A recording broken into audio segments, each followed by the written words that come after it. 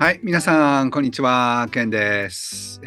たくさんのハートマークありがとうございます。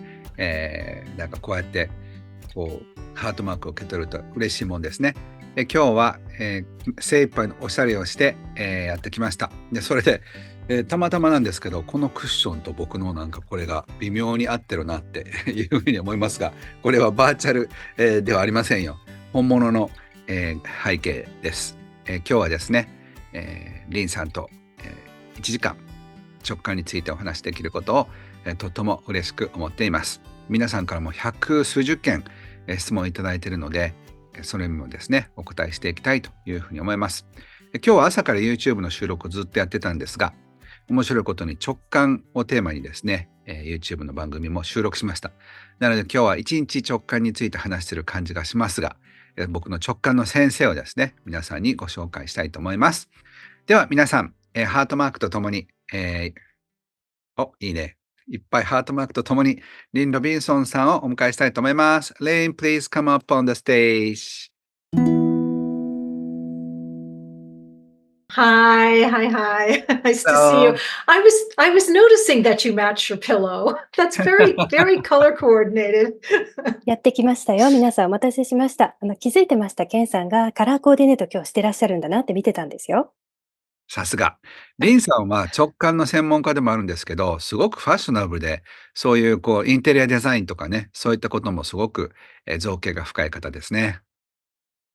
Yes, you noticed it because you are intuitive professional, but also you are good at interior coordination. You're a very fashion oriented person as well, right? Yes, I match the apples in my screen. そうですよ。私は見ていただくとリンゴの赤がマッチしてると思います。今、リンさんはフロリダの方なんですか？それとももっと北の方なんですか？So then, right at this moment, are you in Florida or are you up north somewhere? Yes, I'm in Florida. It's lovely here. I'm not dealing with ice and snow. フロリダにいまして、素敵ですよ。氷もないし、雪もないし。アメリカではね、ちょっとしばらく前はすごく北がスノーストームで大変だったんですよね。Yes, in America, a couple weeks ago, there was a huge snowstorm. You had a lot of trouble there, right? Yes, yes, but not in Florida. Yay. その通りですが、フロリダでは違いましたね。We only have hurricanes here, that's all. フロリダで問題になるのはハリケーンぐらいです。そのハリケーンが大きかったりするんですけど、今の時期は違いますもんね。So you do get big hurricanes there, but not at this season, right? No, that's right. But I remember one of the last seminars that we did together, we had a brief tornado that came through, and my whole wall was shaking while I was talking to you. That is not happening today. そうなんですけど、でも前のセミナーの時に実際竜巻が来たことあるんですよね。壁が揺れてる状態で、短めの竜巻ではあったんですが、そういうこともありました。今日はそうじゃないですが。なんかリンさんと一緒にセミナーをやったら地震が来たり竜巻が来たり、自然災害結構多いですよね。So it seems like when we are working together like this, there's an earthquake, there's a tornado, there's like natural disasters, right? Let's not have that happen today again. 今日はそうならないようにしたいですよね、ケンさん。はい。さあ、今日はね、直感についてリンさんと、話できるのをとても楽しみにしてきました。I have been looking forward to this very much Me to too. talk about Me intuition too. with you. 私もですよ。Yes.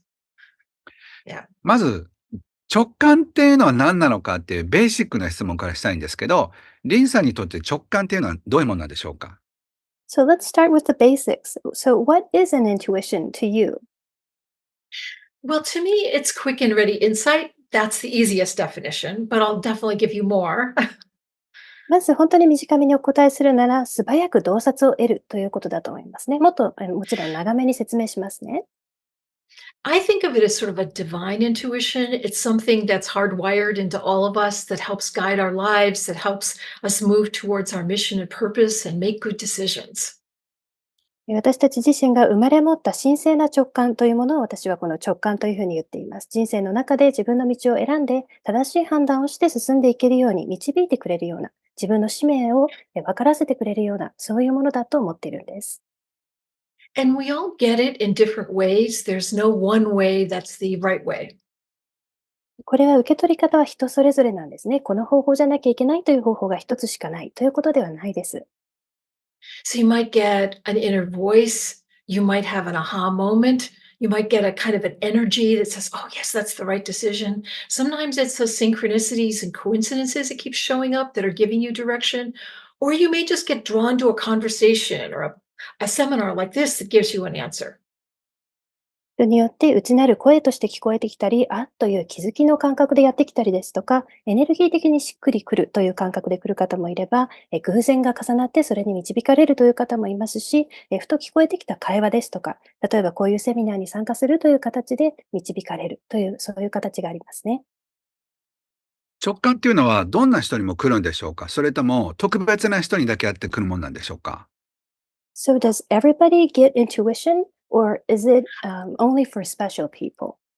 I think we all have intuition, and I do think that it's something we can develop. I think we're all born with it, but we can, definitely increase our ability.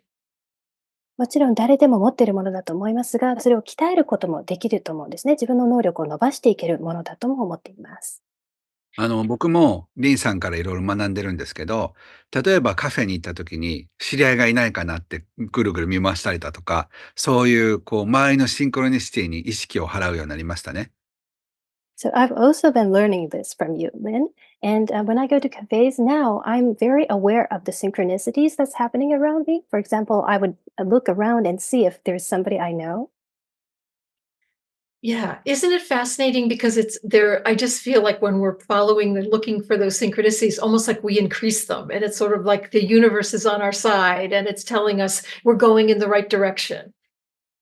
すごいんですよね。シンクロっていうのは探せば探すほどもっとそのシンクロが現れるようになっていて、まるで宇宙があなたの方向性は合ってるよって伝えてくれているような、そういう体験になりますよね。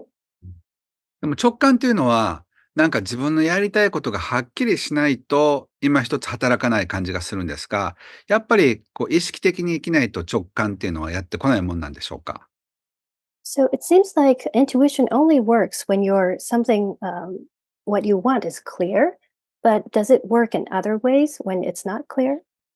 Yes, absolutely. I like asking my intuition questions when I need insight about something. We can simply ask for information, like I need information about this job interview, or what's the best way to approach the job interview. I like asking empowering questions, ones that, are, open ended towards what I want, not, oh, why isn't this relationship working out? Or why am I doing something wrong? But more asking empowering questions.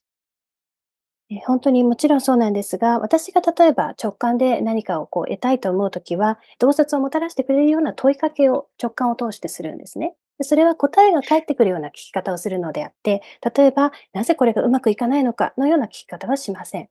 例えば、お仕事の面接でどのように取り組んだらいいですか、どのように向き合ったらいいですかというような答えを期待するような尋ね方をするようにしています。And I don't always get the answer right away. I mean, I wish that it did, like going, "What's the lottery number?" And it would come in instantly. But often it comes in, within the next 24 hours. And again, it might be a conversation or a book or an idea, or might have a dream. 宝くじの番号を聞いて答えが返ってくるんだったらいいんですけど、そういうことではなくて、その問いかけに対して24時間以内にだいたい何がしかの形で答えがやってくるというようなことが多いですね。何かの会話が耳に入ってくるとか、本を読むことになるですとか、このような場に参加することになるですとか、It's amazing because, I think that's one of the best ways to train your intuition is simply checking in with it and even asking for mundane things like, mundane issues. What's my intuition say about this? 直感を鍛えるには直感に対して問いかけるということがいいことだというふうに思います。自分にとってはたわいもないようなことでも、聞いてみるというのはいいと思うんですね。ちょっとしたことだと思っても、私の直感は何て言ってるかしらって聞いてみるんですね。Because most of us go into our left brain, our logic. 私たち大体左脳の方に、論理的な思考の方に行ってしまいがちなんですよね。僕はね、一番最初にリンさんに会ったのはもう20年近く、17、8年前になると思うんですけど、So the very first time I met you, Lynn, was probably 17, 18 years ago, almost 20 years ago Yes. now. I は thinkい。20. Yes. で、ボストンでね、リンさんのオフィスにセッションに行ったんですよね、僕が。So I went to have a session with you at your office in Boston. で、その時 That's に、right. 僕の未来見てくださいみたいな、すごいなんかアバウトな質問をしたんですよ。And my question was very vague. I asked you something like, "What do you see in my future?" そしてその時にリンさんが目をつぶって、あなたはこういうことをやりますとか、例えば人前でたくさん喋ってる姿が見えますとか、本がいっぱい見えますとか、そんな感じのことを言われたんですよね。And you closed your eyes and you said something like, "So I see you in front of a huge audience giving a talk, or you're publishing a book." Right? で、僕はまそうですね。さしくそういったことをやってたんですけど、こっそり黙って内緒で言ったんですよね。So I actually was already doing these things, but I didn't tell you at that point. で、そして、リンさんがパッと目を開けて、あなた今何やってんのって言われたんですよ。I remember you opened your eyes at that moment and asked me, "So what are you doing right now?" やばい、バレたと思って、すごく慌てたのを覚えてます。And I remember thinking, "Oh, I got caught." で、ということは、全然僕の個人情報も上げていなかったのに、そしてわざと汚いなんか格好で行ったのに、僕は何やってるのかっていうのはイメージで見えたってことですよね。So that means that I didn't give any personal information to you. I had a messy clothes on, but still you were able to see something within me. Yes, yes, I know. Isn't it amazing? Because I think, and it's interesting when I teach intuition, I'm often astounded at the information that people get without having, logical information in front of them. 本当にすごいことですよね。おっしゃる通りで、私は今直感を教えるということもあるんですが、その時にもいつも驚きます。皆さんどこからも論理的な情報を得ていないのに、すごい情報を皆さん下ろしてくるんですよね。I think that there's a lot more information available to us than we realize. What's going on with that person? What do I need to know about this job or this move or this decision? And information will start coming to you. 本当に皆さん思ってらっしゃる以上に、私たちが気づいてないだけで、情報ってたくさん存在しているんだと思います。誰か気になる人に対してですとか、お仕事に関して、自分が起こしていくアクションに関して、あらゆる情報がこの世にはあるんだなと思っています。So it's interesting that was the first question that you asked because I actually am not a big believer that everything is fated and predestined. I definitely think some things are for sure, but I think we create a lot of our life experience through our beliefs, our expectations, actions we take to create or influence our lives. 今最初の質問がそういう質問から始めてくださったっていうのはすごく興味深いことだと思っていて、宿命とか運命というものはもちろんあるんだけれども、ですが自分が抱いている信念ですとか、期待していることですとか、どのような行動に移していくかによって変わっていくものだというふうに思ってるんですね。リンさんがね、今日本人対象に、数枠ずつ今、見ていただいてると思うんですけど、そのリンさんのセッションを受けた人が、将来私はこういうことやるって言われましたっていう風な、よく報告を受けるんですよ。So that's actually the exact question I wanted to ask you about next. I So knew that. many Japanese clients come to your session and they tell me what kind of session they had with you. They say like, "Oh, Lynn told me that I'm going to be doing this and that in the future."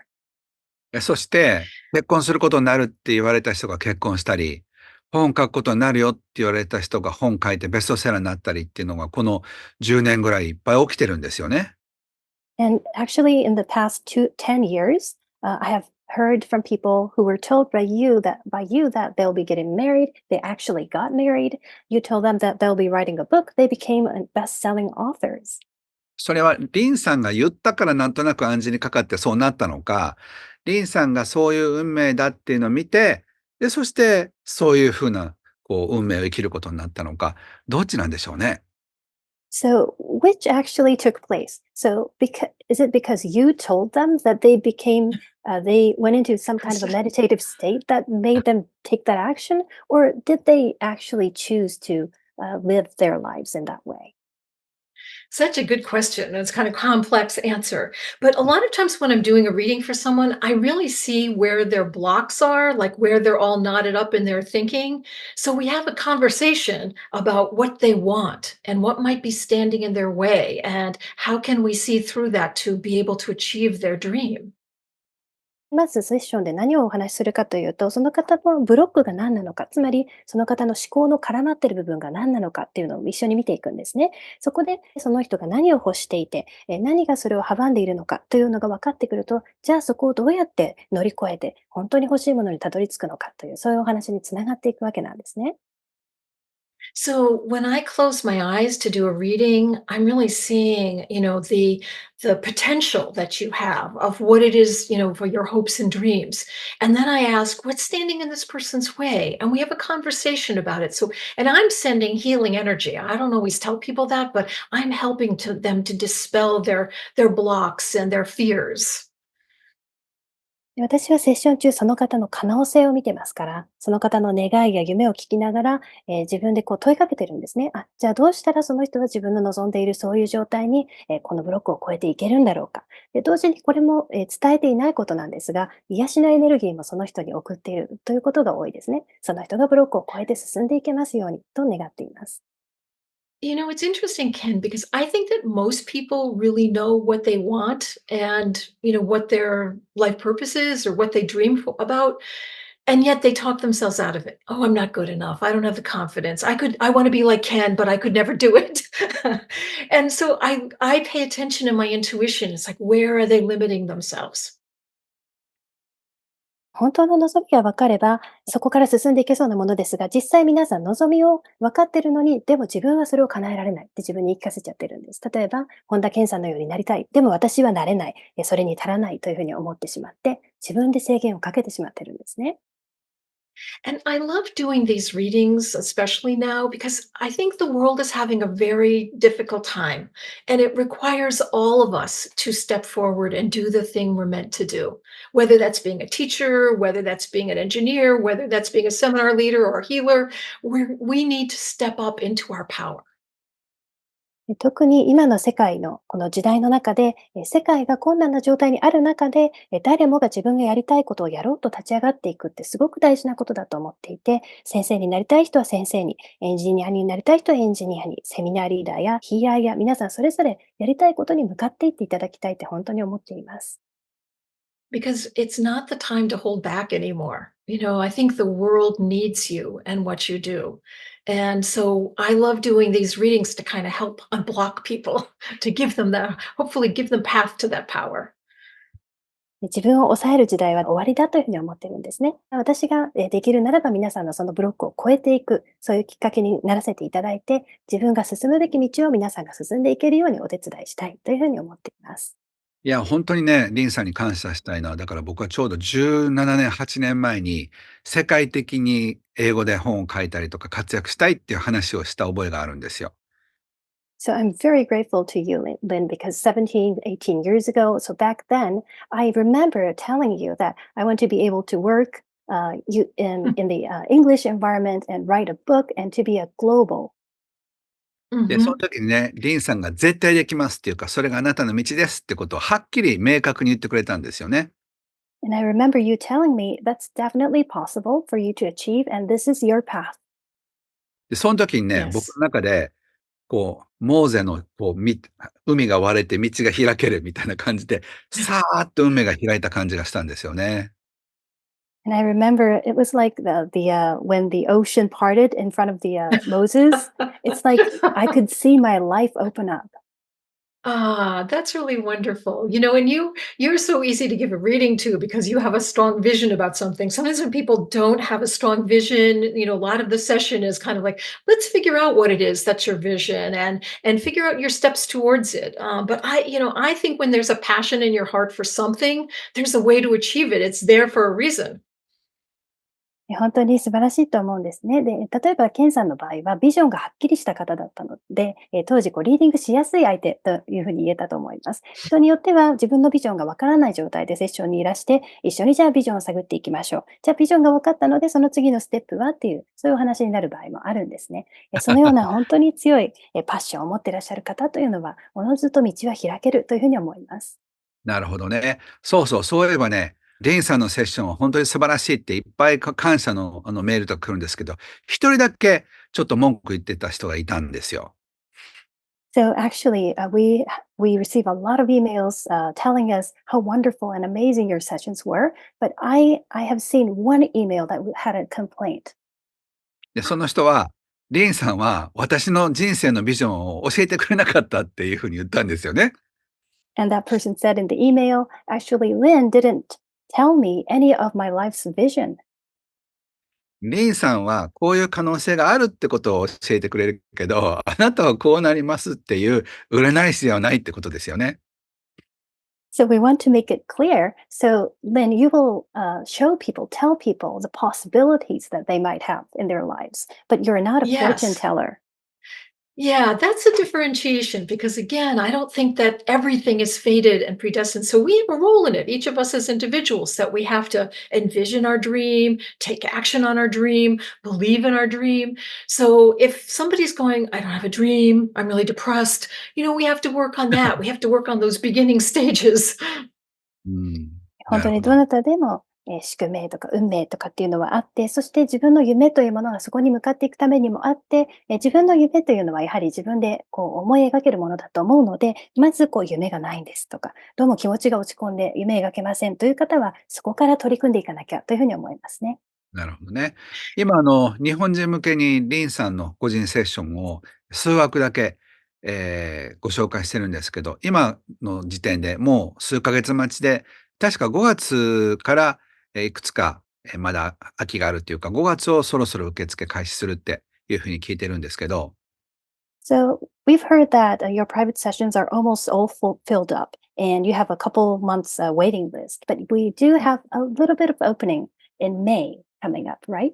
日本人の Yes, セッションっ yes. て他の国の人たちと違うんですか？ So do you find it different when you do sessions with Japanese people compared to people from other part of the world? I think the only difference I find is that in Japan, not everybody talks to me a whole lot. So usually it's a conversation back and forth with maybe people from other countries, and with Japanese people, I'm finding that I'm doing all of the talking. で、比べることができるとしたら、日本の外の方とお話しするセッションっていうのは、会話形式で双方向なんですね。でも日本の方とのセッションというのを思い起こすと、私がいっぱい喋るっていう、そういう印象がありますね。なるほど。そう But か。but honestly, I find it's more of an effective session when people talk to me and we can kind of figure out what's going on and there's a little background that actually we can get to the point much quicker. でも実際いい影響もあると思うんです。どんなことが人生で起こっていて、どういう部分に、意識を合わせていけばいいのかという、変化を起こしていく上で、その方が早く影響があるなっていうことを思う部分もあるんですね。なるほ Not ど。everybody tests me like you do, Ken. Or you ケン did.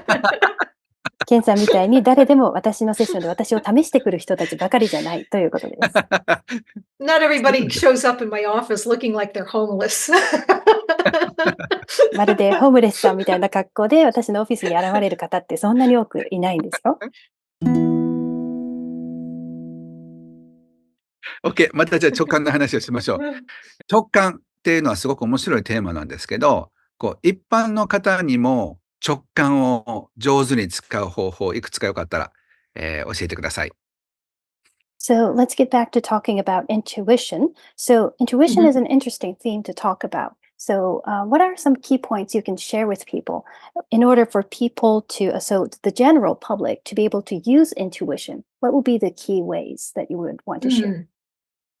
Well, I would say the first way is just simply to be aware of the way that your intuition speaks to you. Does it come in that aha moment? Does it come as a synchronicity? Does it come as like a feeling like goosebumps? Sometimes we get, or an energy. Those are ways you kind of know you're making a good decision about something.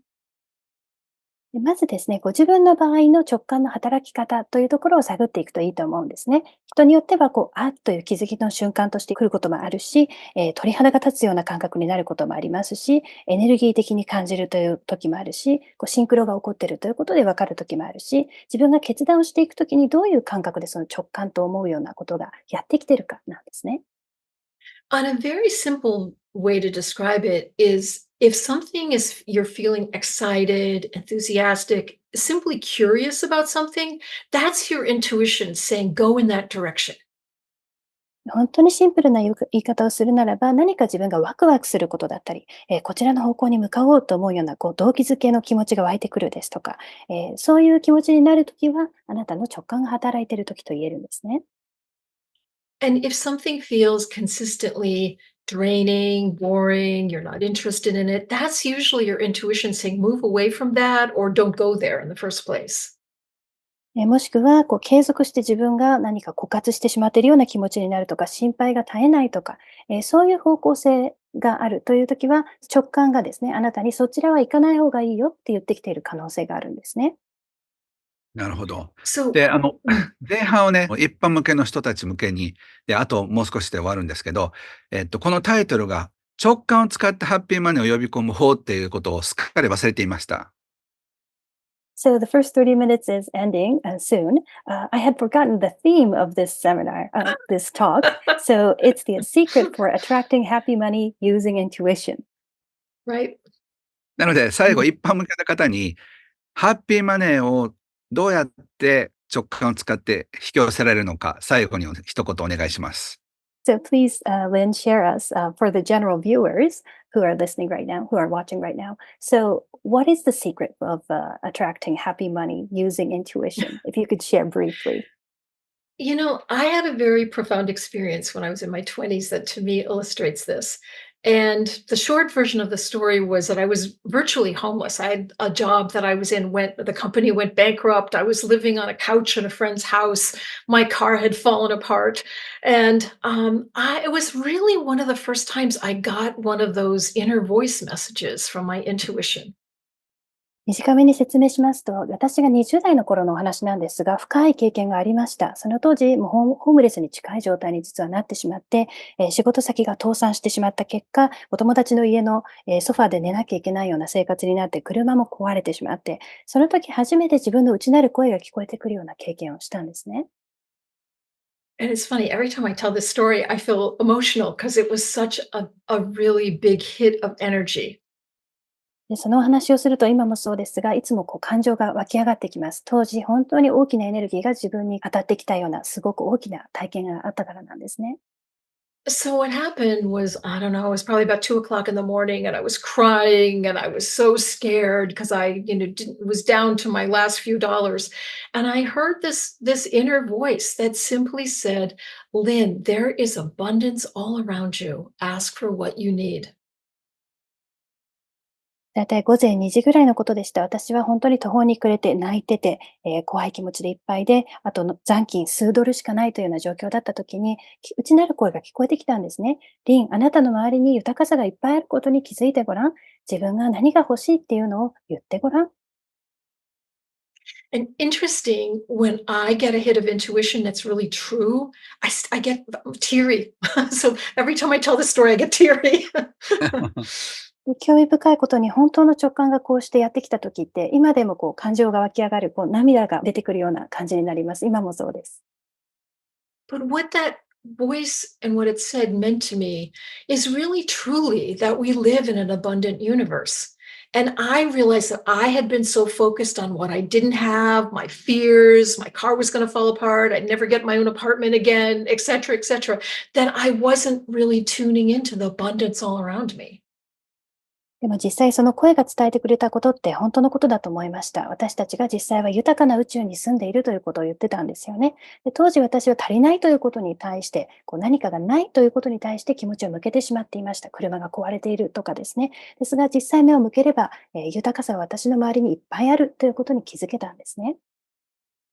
And what's interesting often when you get that hit of intuition, it's kind of like Googling something where you get a whole bunch of information all at once. And I realized I was focused on everything that I feared. 直感がやってくるときって、まるでこの Google 検索でいっぱいヒットしたときみたいな感覚になるんですけれども、私はそれまで、本当に自分が怖がっていることに対してばっかり意識を向けてしまっていたということに気づきました。So from that day forward, I started asking myself, what do I want? If the universe can give me anything, what do I want? Well, I want wonderful work. I want a partner. I want a great car that works. I want an apartment. So that day I started visualizing and imagining and putting my energy into, okay, the universe is on my side. And that to me is happy money. 自分が実際何を望むのかというところに意識を向けることに変えました。というのは、宇宙は豊かで何でも与えてくれるからということですね。で、素晴らしい仕事が欲しい、パートナーが欲しい、壊れないいい車が欲しい、アパートが欲しいというような、そういうビジョンを初めて抱いたんですね。で、宇宙が自分の味方であるという意識にその時になったわけですが、それが私にとってのハッピーマネーだというふうに言えますね。Ken, I know you talk a lot about the happy money in terms of family issues and our upbringing. And it made me realize that my whole family in when I was a child was so focused on fear and not having enough. And so it made me determined in that day to really pay attention to, the abundance, noticing when the abundance was happening, notice funny, interesting ways that it came to me. And it just helped me shift my energy. でよくケンさんがその家族の問題ですとか、生い立ちというものが絡んで、そのお金に関する見方というものにつながっていくというお話をされると思いますが、私は気づきました。子供時代、家庭内でやはり恐れにフォーカスをしていたということがあった。その影響があったんだって気づいたので、その日本当に決めたんですね。豊かさに自分は意識を向ける。不思議な形でその豊かさがやってくるというその部分に興味を持っていくということで、エネルギーがその日完全にシフトしました。ありがとうございます。というわけで、前半部分はここで終了します。リンさんはですね、直感のエキスパートということで、また、こういう感じでね、折を見て、お招きしたいと思います。リンさん、どうもありがとうございました。Thank you so Thank much, you. Lynn. この度、ハッピーマネー会員をスタートすることになりました。ハッピーマネー会員とは、ハッピーマネーの短い略語ですが、幸せなお金について楽しく学ぶ、そういうふうなプロジェクトです。具体的には5つあります。1番目、YouTube では言えない本田健の本音。2番目、世界を歩く本田健が今考えていること。3番目、お金の心理的ブロックを癒すカウンセリングワーク。4番目、ここでしか話せないお金とエネルギーの話。5番目、あなたのお金の器を大きくするハッピーマネー実践ワーク。こういったものをお届けします。これからグローバルに展開するハッピーマネー会員、幸せなお金について楽しく学びたいという方は、今すぐこの概要欄を見てみてください。